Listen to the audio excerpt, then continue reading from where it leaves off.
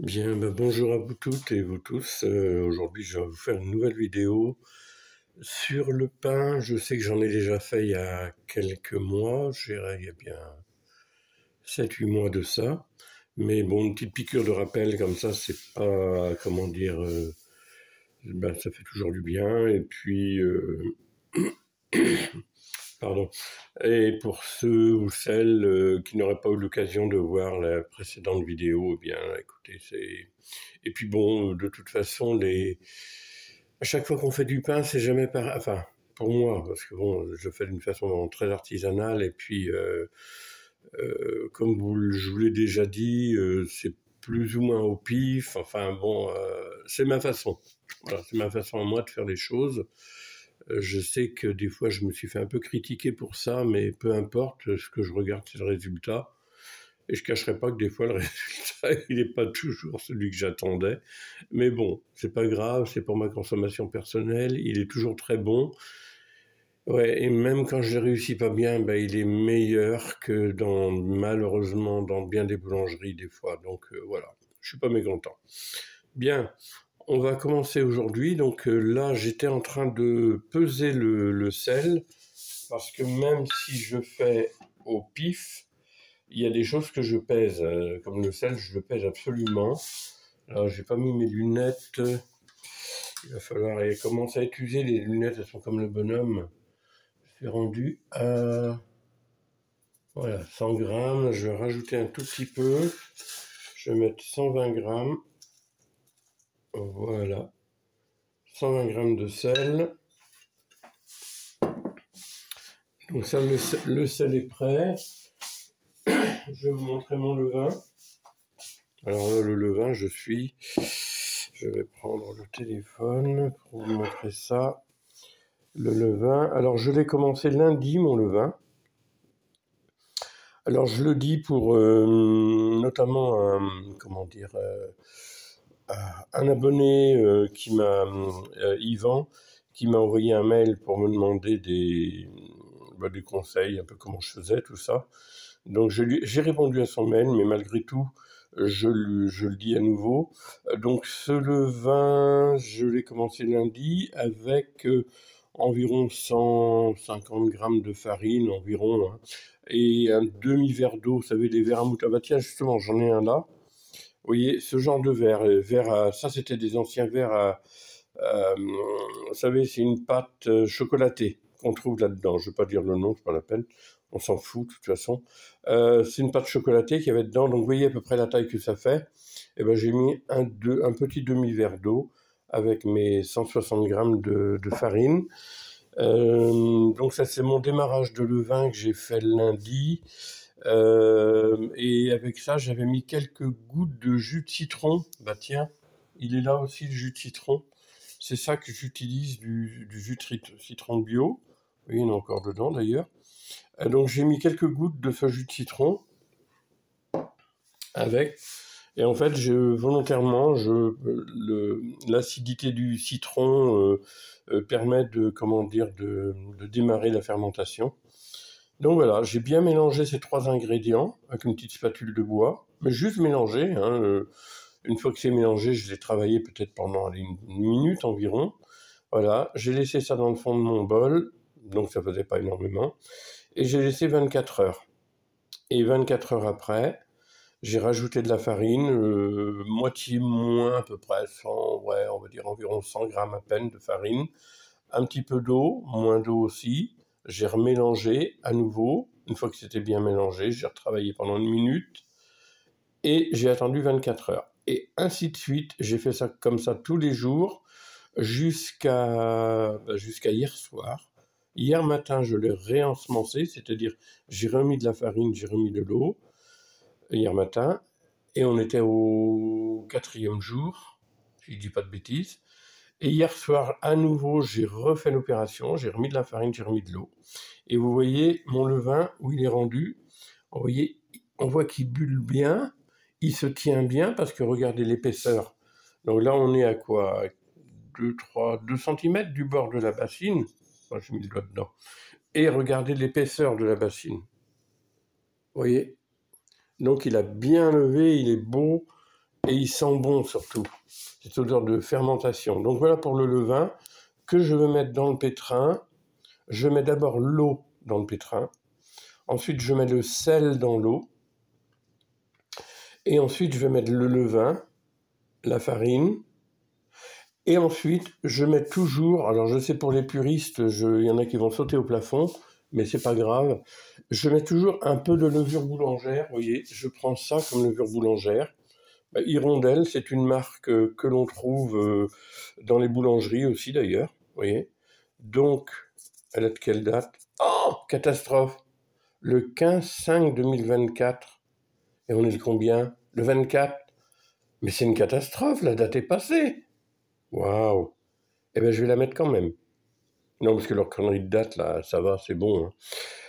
Bon, je vais encore arrêter de râler. Donc, donc là, voilà, je mets donc ces 42 grammes. Je vais avoir environ 4 bons kilos de farine, peut-être 5, je vais voir. Donc, alors, pourquoi je mets un peu de levure alors que je mets du levain naturel? Eh bien, j'ai bien, à mon goût, personnellement, je trouve qu'avec que le levain naturel, la mie, pour moi, est trop serrée, trop... alors, au niveau goût, c'est bon, c'est parfait et tout, mais j'ai un peu de mal. J'ai besoin que la mie soit un peu plus aérée, donc je mets mon levain naturel et je rajoute un peu de levure boulangère, ce qui donne une mie plus aérée et moins compacte. Donc voilà. Bon, voilà pour les présentations, on va continuer, on se retrouve dans quelques instants. Bien, ben voilà, j'ai mis donc mon levain, je l'ai mis dans le pétrin.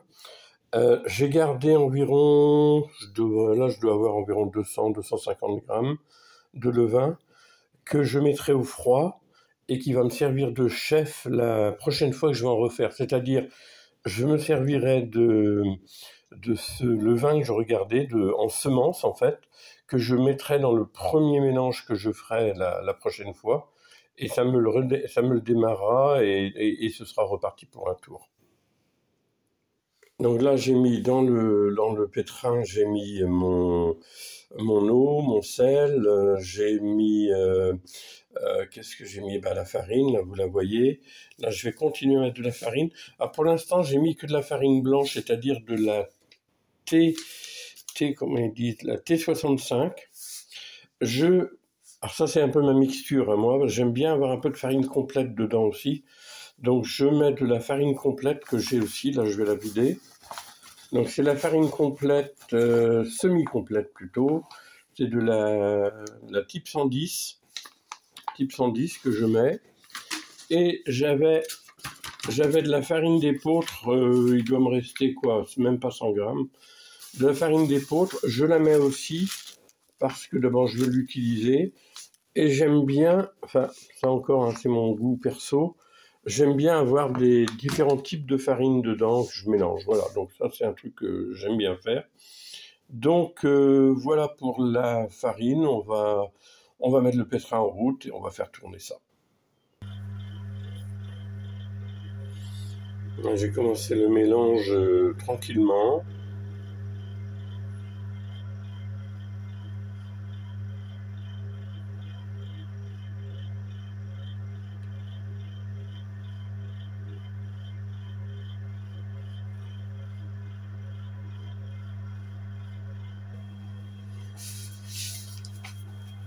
Je rajoute un petit peu de farine. Et je vais certainement rajouter de l'eau aussi.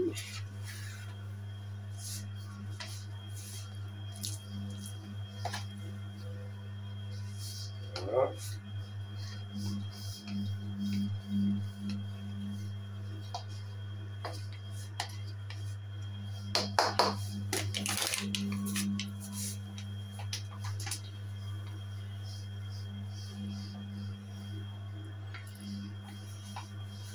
Alors après, je vais jouer avec la texture. C'est-à-dire que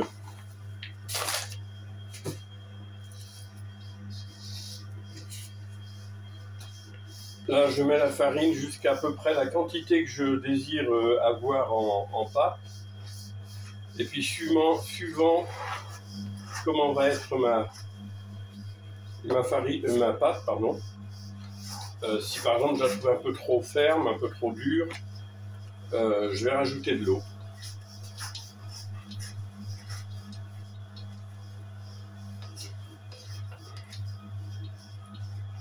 Alors aujourd'hui, le pain, je vais le cuire dans le four à bois communal. Parce que pareil, pour ceux qui sont abonnés à la chaîne, vous savez que j'ai un petit four à bois à la maison, mais il n'est encore pas opérationnel. Il y a des installations à faire qui n'ont pas été faites. J'ai pas eu le temps de les faire encore. Donc je vais me servir aujourd'hui du four communal, qui est juste... Alors j'ai de la chance parce que, en fait, il est de l'autre côté de la rue, juste en face de chez moi. Donc j'ai que le jardin à traverser, et ensuite la route, et je suis au four. Alors hier après-midi, je l'ai préchauffé. Il était encore tiède d'ailleurs, parce qu'un voisin s'en était servi le week-end dernier. Il y a un voisin qui s'en était servi, donc il était encore tiède, et ça c'est super, parce que ma préchauffe a été plus rapide, donc j'ai eu moins de bois à mettre dedans.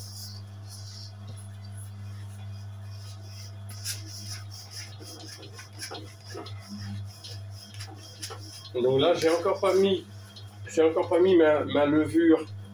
J'ai pas mis la levure encore dedans, ma levure boulangère. Je vais la mettre. J'attends que ma pâte soit bien comme j'ai envie qu'elle soit, c'est-à-dire la bonne texture. Et ensuite, je vais finaliser en mettant ma levure boulangère. Alors pourquoi je ne mets pas la levure boulangère au début? Parce qu'au début, il y a le sel dans l'eau. Alors je pourrais la mettre sur la farine, hein. Mais je préfère quand même que le sel soit bien mélangé, avec l'ensemble, pour éviter qu'il soit en contact direct avec la levure. Parce qu'en fait, le contact direct avec la levure boulangère, eh bien, n'est pas bon du tout. Si j'en crois ce qu'on m'avait appris à l'époque, le sel détruirait la levure en fait, s'il est en contact direct comme ça. Donc on met toujours, ou on le met sur la farine, puisque lui le sel est dans l'eau, ou on la met comme moi je vais faire, j'attends que la pâte soit à la consistance que j'ai envie qu'elle soit, et ensuite je mets la levure pour finaliser.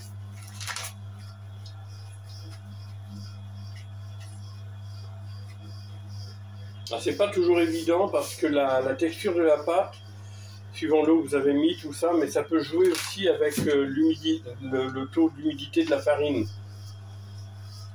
Alors c'est pour ça que moi c'est au toucher que je fonctionne, hein. C'est comme ça, je peux pas faire autrement. C'est comme le chocolat, quand je travaille le chocolat, moi j'ai appris comme ça, je me rappelle quand j'étais apprenti, j'ai appris comme ça, qu'on prend un peu de chocolat avec le doigt et on le pose au niveau de la lèvre, on met le chocolat sur la lèvre, et c'est la meilleure façon pour avoir la température du chocolat. Ça vaut tous les thermomètres électroniques que vous voudrez. Et pour le pain, c'est pareil, je le fais au feeling, au toucher, comme ça je vois bien comment est la pâte. Voilà, là je vais mettre ma levure.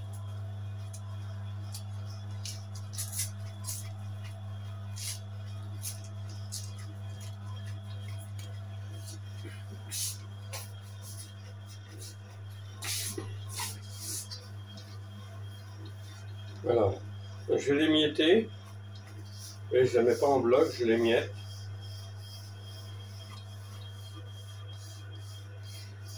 Voilà.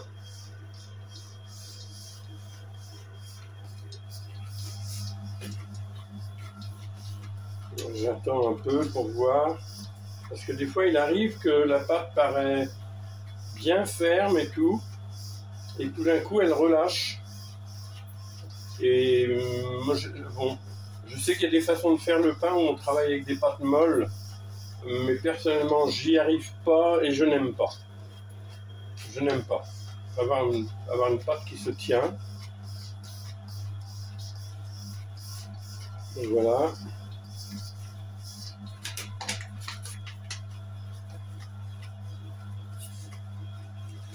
Voilà, je pense que ça devrait aller là maintenant.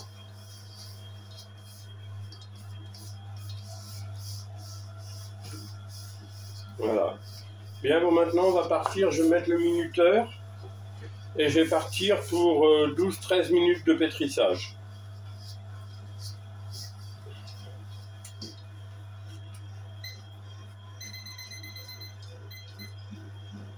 Voilà, 13 minutes 30, c'est parti. Alors on se retrouve tout à l'heure.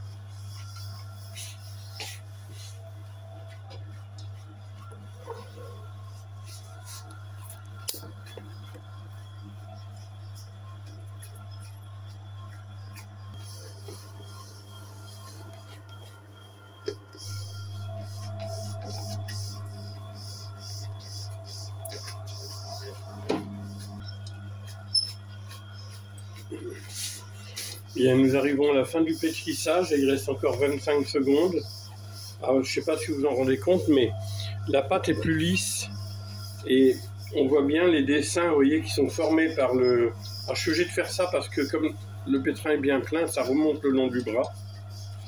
Mais on voit les... Je ne sais pas si vous voyez les dessins que ça forme. Là, on les voit bien. Et bien là, je vois, rien que par ça, la couleur a... La couleur de la pâte, la brillance aussi, on voit une brillance. Je me dis là, ça y est, c'est bon, on est bien. Donc on va l'arrêter. Là, c'est parfait. Rien que de voir les, vous voyez, les dessins du pétrissage qui restent formés comme ça, là, je suis sur un bon résultat. Alors, les petits points que vous voyez, parce qu'on voit plein de petits points, en fait, c'est parce que j'ai mis de la farine type 110, c'est-à-dire une farine où il y a encore le son du blé. Alors ça, quand vous le faites, faut le prendre, faut faire ça, les farines, alors toutes les farines bien sûr, hein, mais encore plus la 110, il faut absolument prendre de la bio parce qu'en fait, vous avez la peau du blé, vous avez l'enveloppe du grain de blé dans la farine, et l'enveloppe du grain de blé, ben, quand les blés sont traités, eh bien, c'est les épis qui sont traités et automatiquement, bah, sur l'enveloppe, vous avez des produits de traitement, de la cochonnerie, hein, la merde, hein, c'est moins qu'on puisse dire. Donc, évitez les farines complètes qui ne sont pas bio, parce que là, vous mangez des farines complètes ou tout ce qui est produit complet, ça peut être des biscottes complètes, ça peut être des cracottes, ça peut être du pain complet, enfin tous ces trucs-là. Si c'est pas bio, je peux vous le dire tout de suite, vous mangez là en même temps tous les produits phytosanitaires, enfin tous les trucs qui m'aident là, vous savez, qui ont des noms un peu spéciaux là. Donc voilà, je vous le dis tout de suite. Je vais mettre un petit peu de farine sur ma pâte et là je vais la laisser, voilà. Je vais la laisser, on appelle ça en boulangerie, on appelle ça pointer. Hein, je vais la laisser reposer. Je vais la laisser reposer moins longtemps que la dernière fois, parce que la dernière fois, je l'ai laissé reposer un peu trop longtemps, et c'était limite un peu trop. Donc là, je pense que je vais la laisser le temps de préparer mes moules, mes paniers, tout ça, allez, on va dire une demi-heure, et ça suffira, parce que j'avais un levain quand même qui était très riche, qui était bien... qui était beau, quoi. Donc ça va suffire. Et après aussi, le truc, c'est que quand on laisse trop lever, alors là, c'est encore un goût perso, quand on laisse trop lever, eh bien, trop de pouces, en fait, l'acidité est plus forte et ça me plaît moins. Bien, on se retrouve tout à l'heure.